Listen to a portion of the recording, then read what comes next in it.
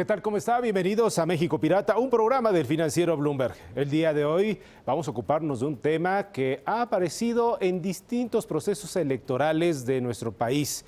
Sí, el tema de la piratería y la política no están alejados y ahora le cuento por qué. Y es que en el afán por conseguir el respaldo de la ciudadanía para poder competir por un puesto público sin el apoyo de algún partido político, se recurren a las prácticas más antidemocráticas posibles, tales como presentar firmas de personas muertas o que no gozan de pleno uso de sus derechos políticos.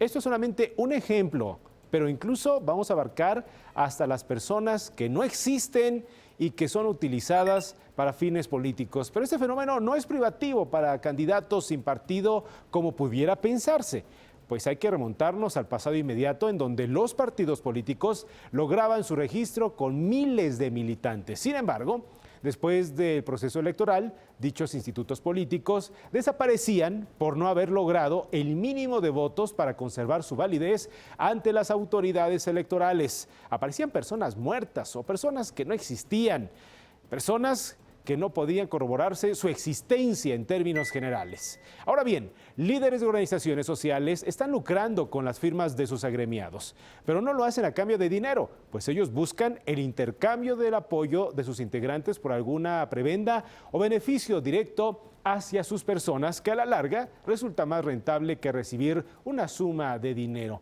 Esto ocurre elección tras elección. Otra forma de hacer ilegal este proceso de reunir las suficientes firmas para lograr competir por la vía independiente, por un cargo público, es la duplicación de un apoyo por el mismo candidato.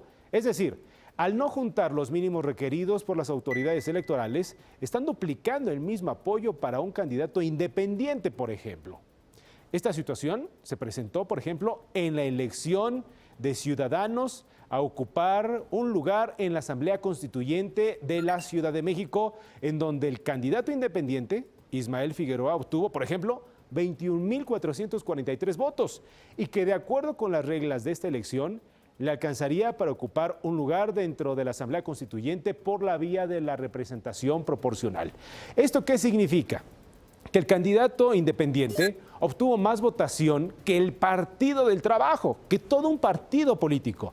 Sin embargo, los votos obtenidos por el que antes era secretario del Sindicato de Bomberos de la Ciudad de México, bueno, pues se quedó muy corto, pues para lograr el registro, para competir por un puesto en la Asamblea Constituyente, presentó casi 95,000 firmas de apoyo. Es decir, no corresponde lo que se presentó con la realidad al final de cuentas del proceso electoral. Esto solamente por mencionar uno de los ejemplos que se suscitaron apenas en el proceso electoral que acabamos de tener en el país, concretamente para los habitantes de la Ciudad de México. Se recabaron muchas firmas, pero de personas que no existen, personas que estaban muertas, por ejemplo. Este es un trabajo especial del Departamento de Investigaciones Especiales del financiero Bloomberg para México Pirata. Para la Asamblea Constituyente de la Ciudad de México se dieron muchas innovaciones, como los candidatos independientes para lograr una curul y redactar la Constitución capitalina.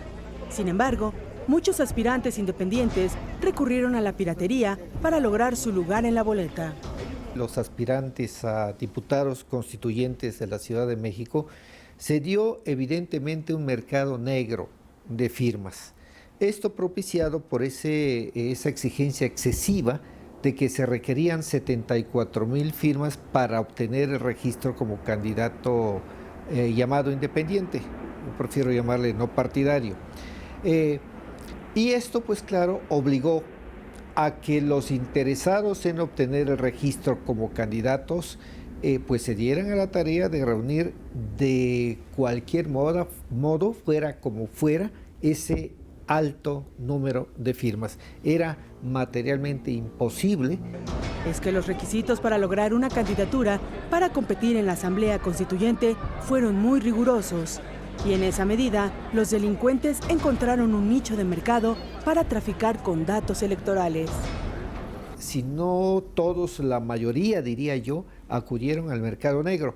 Hubo alguien que tenía las bases de datos de la lista nominal de electores, del padrón electoral de la Ciudad de México, que evidentemente lo puso a la venta. Esto me parece que es evidente, pero por supuesto las autoridades no han hecho nada que se sepa.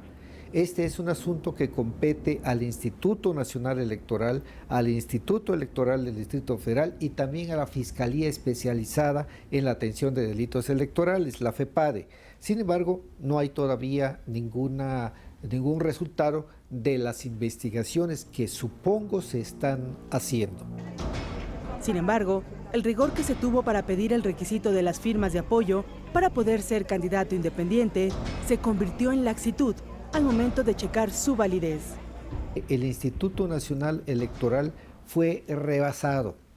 Recordemos que hubo un buen número de aspirantes a obtener el registro como candidatos independientes que aportaron las firmas. Y esta aportación de firmas implicaba que el Instituto Nacional Electoral, el INE, tenía que cotejar, verificar que esas firmas fueran auténticas.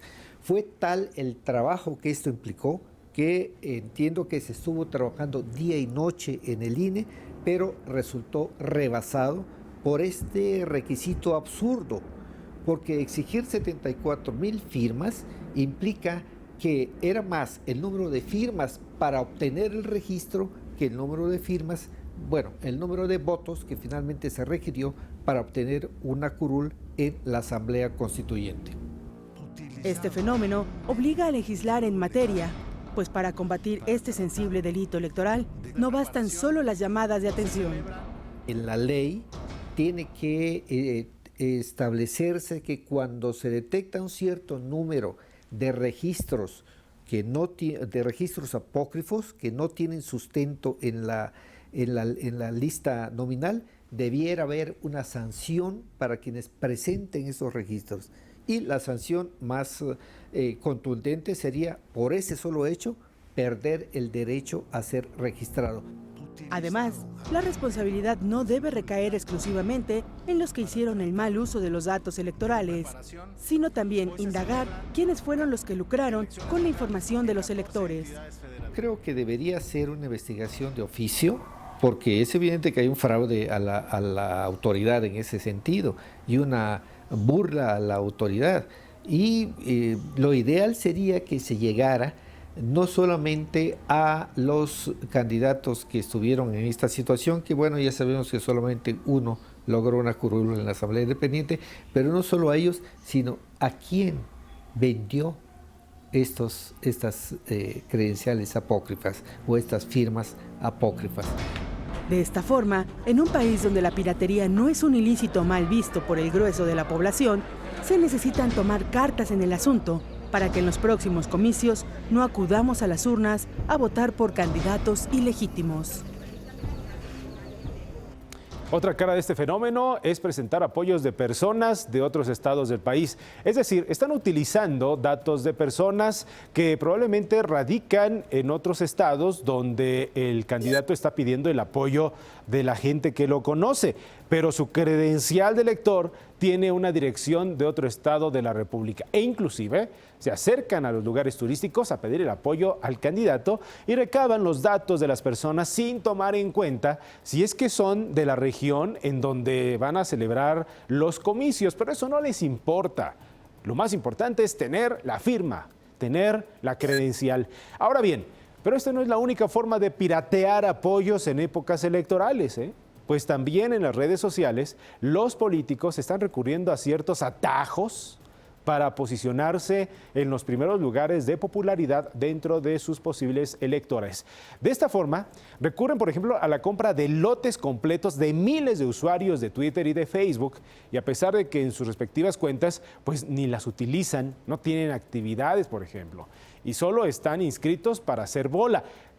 Si podemos resumir la idea, pues hay ciberacarreos que dejan muy rentables ganancias para el dueño de estas cuentas. Así es que podemos observar cuentas de ciudadanos que tienen 120,000 seguidores, entre otros ejemplos. Hasta aquí esta emisión de México Pirata, un programa del financiero Bloomberg. Hasta el próximo lunes. Muchas gracias por su atención. Mi nombre es Héctor Jiménez Landín.